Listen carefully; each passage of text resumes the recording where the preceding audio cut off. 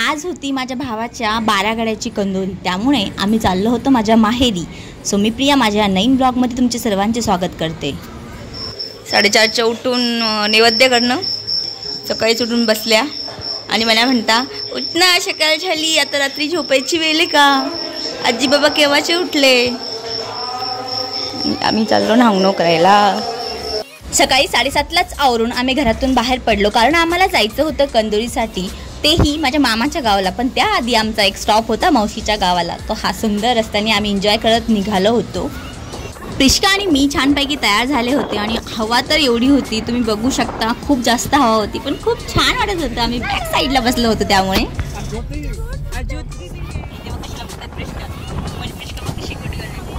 प्रिष्काचा सुनील मामा तर कोणालाच सोडत नाही, प्रिष्कासोबतही खूप डोकं लावत होता. म्हणू दे ना त्यांना, त्यांनी म्हटलं म्हणून राहणार आहे का आपण? नाही ना, मग कशाला, जाऊ दे ना, नको ना टेन्शन घेऊ. मामा मावशीचं गाव खूप जवळ असल्यामुळे अगदी 10 मिनिटाचं अंतर पार करून आम्ही पोहोचलो होतो यात्रेसाठी.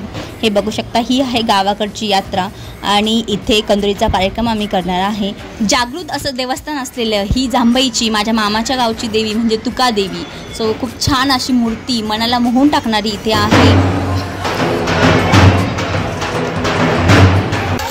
देवक नवरदेव सुनील मामा, प्रिष्का, सुनील मामा.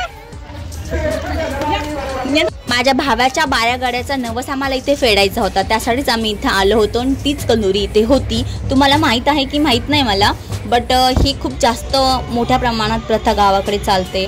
जेवण वगैरे करून झाल्यानंतर पुन्हा एकदा आम्ही मंदिरात आलो होतो, कारण इथे सोंगांचा कार्यक्रम असतो. तसेच यात्रा म्हटल्यानंतर अजूनही खूप सारे मनोरंजनाचा कार्यक्रमही इथे असतो.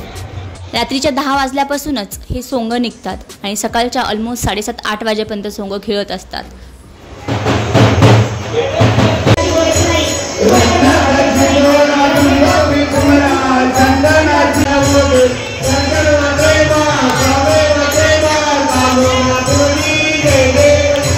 एक ते 1.5 तास सोंग खेळणं, त्यावर एक भला मोठा गरमीमध्ये मुकुट घालणं, म्हणजे यासाठी खूप गट्स लागतात आणि इथे ते होतात.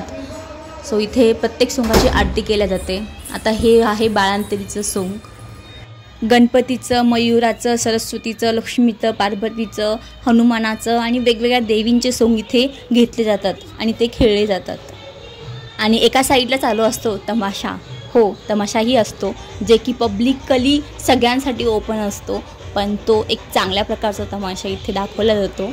इथे सुद्धा आरती होत आहे सोंगाची. आम्ही ऑलमोस्ट 1:30-2 वाजेपर्यंत जागी होतो आणि त्यानंतर गेलो घरी, आराम केला आणि त्यानंतर सकाळी लवकर उठून पुन्हा एकदा मी मंदिरात आले, कारण आज आम्हाला रिटर्न जायचं होतं. सो मला देवीची ओटी भरायची होती. तर बघू शकता किती सुंदर अशी देवी आहे इथे, खूप जास्त जागृत आणि सगळेजण खूप जास्त मानतात या देवीला. नवरात्रीचा उत्सवसुद्धा खूप छान प्रकारे इथे सेलिब्रेट होतो. नवरात्रीच्या वेळेस प्रत्येक घरातील एकतरी व्यक्ती इथे 9 दिवस उपवास करतात. तसेच होम, हवन, आरती वगैरे खूप छान इथे उत्सव सेलिब्रेट केला जातो. प्रिष्का, मी आणि सगळ्यांनी दर्शन वगैरे घेऊन झाल्यानंतर पुन्हा एकदा आम्ही निघालो होतो वाकीसाठी, कारण वाकीला आता माझ्या भावाच्या लग्नाची तयारी आम्हाला करायची होती. तिथे गेल्यानंतर मी बघितलं की मम्माने खूप सुंदर असे फ्लावर्स लावले होते, जे की मला खूप आवडले. आणि इथे आल्यानंतर सुद्धा आमच्या हनुमंतरायांचा जो सप्ताह असतो 7 दिवस, ते इथे सुरू होता आणि त्याचीच दिंडी इथे निघाली होती. हनुमंतरायांच्या जयंतीचा व्हिडिओ सुद्धा माझ्या यूट्यूब चॅनलवर आहे, तो तुम्ही नक्की चेकआउट करा.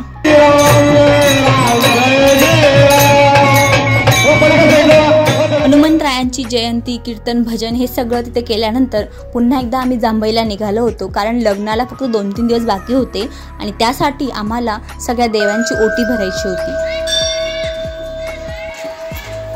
माझ्या माहेरपासून म्हणजे वाकीपासून ऑलमोस्ट 3 किलोमीटरच्या अंतरावर असलेल्या नेपूरच्या देवीच्या दर्शनासाठी आम्ही आलो होतो. सो ही आहे नेपूरची देवी. प्रत्येक शुभ कार्याची सुरुवात करण्याच्या आधी प्रत्येक देवाची इथे पूजा केली जाते. तसेच देवींच्या ओट्या भरल्या जातात. तर मम्मा इथे ओट्या भरते देवीच्या. आम्ही नैवेद्य बनवून आणला आहे घरूनच. तर खूप सुंदर हे मंदिर आहे.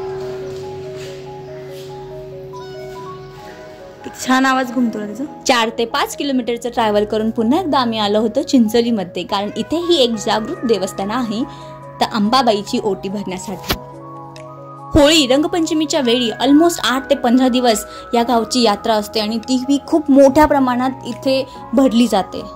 चिंचोलीमध्येच 8वी ते 10वी पर्यंतचं शिक्षण मी कंप्लीट केलं होतं, ते पण रोज पायी चालून ऑलमोस्ट 4 ते 5 किलोमीटर. सो त्यानंतर आम्ही निघालो आहे जांभईला, कारण मम्मीच्या माहेरची ही जागृत देवी आहे. तसेच इथे सगळ्यात अगोदर आम्हाला नैवेद्य, हिची ओटी भरणं हे कंपल्सरी प्रत्येक प्रोग्राममध्ये आम्हाला करावं लागतं. आणि आता सुनीलची नव्या आयुष्याची सुरुवात करताना तर हिचा आशीर्वाद असणं आमच्यासाठी खूप इम्पॉर्टंट आहे. त्यामुळे आम्ही सगळेजण इथे आलो होतो. नैवेद्य आम्ही घरूनच बनवून आणला होता. सो इथे तर खूप जास्त वेगळी प्रथा आहे. चला मी दाखवते तुम्हाला.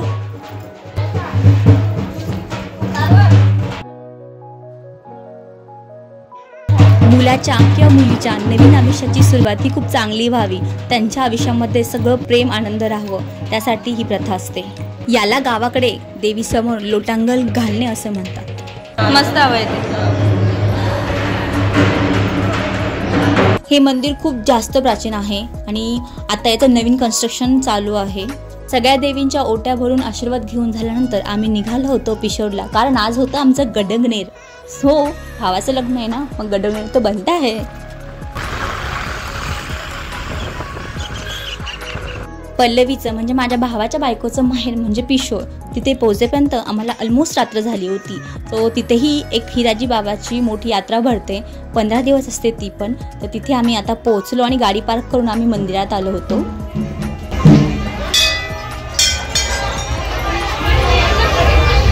असं मानलं जातं की भूताने झपटलेल्या लोकांच्या अंगातलं भूत काढण्यासाठी इथे येतात. तसेच जे ॲबनॉर्मल लोक आहेत त्यांच्यासाठी पण हा उत्तम पर्याय आहे. तो आम्ही या बाबांचं दर्शन घेतलं आणि आता चाललो आहे यात्रेमध्ये खरेदी करण्यासाठी.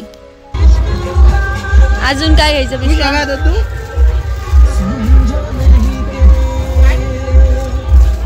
देवावर श्रद्धा, अंधश्रद्धा, भूत प्रेत हे सगळ्यांचे वैयक्तिक विषय आहे. गावाकडे अजूनही त्या गोष्टी मानल्या जातात आणि काही प्रमाणात मी सुद्धा मानते. सो चला मग करूया अजून. ते नाही चालत तिला, ते नाही चालत तिला.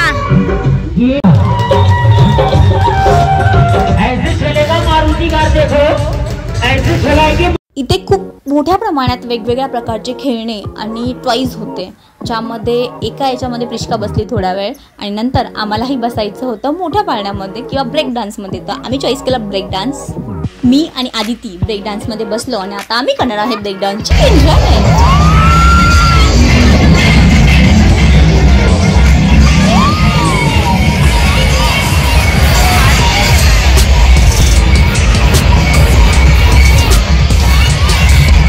लग्न कार्यामध्ये पूजा केली जाते माठाची, त्यामुळे मम्माने इथं माठ घेतला, थोडीफार शॉपिंग केली आणि निघालो होतो आता घरी.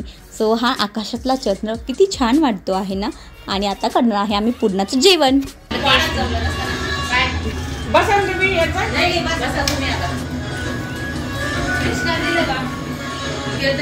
त्यात जेवते ते.